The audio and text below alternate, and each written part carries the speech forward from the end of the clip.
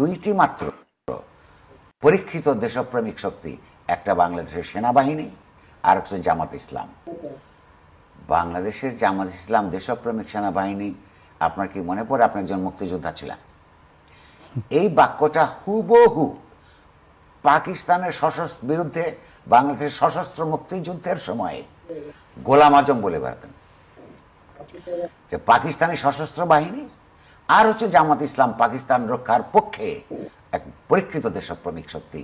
সেই বয়ানটা হুবহু একটা নতুন পরিস্থিতিতে 1971 সালে 16ই ডিসেম্বরে সৃষ্ট নতুন পরিস্থিতিতে জামাতে ইসলাম যে সেই 16ই ডিসেম্বর তৈরি হওয়ার বিরুদ্ধে কাজ করেছে, যাদের বিরুদ্ধে দল হিসেবে, যাদের বিরুদ্ধে আপনার মানবতা বিরোধী কাজের জন্য যাদের বিচার হওয়া উচিত, তারা স্বাধীন বাংলাদেশে বলছে বাংলাদেশে নাকি তারা দেশপ্রেমিক শক্তি।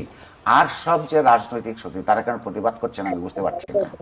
আর যারা রাজনৈতিক শক্তি আছে, যারা এই দেশের গণতন্ত্রের জন্য লড়াই করেছে, যারা এই দেশের এক স্বাধীনতা যুদ্ধের জনস্বার্থপরায়ণ স্পিরিট বাস্তবায়ন করবার জন্য 53 বছর ধরে লড়াই করছে, তারা নয়, যারা যে স্বাধীনতা যুদ্ধের বিপক্ষে ছিল তারা নাকি পরীক্ষিত দেশপ্রেমিক।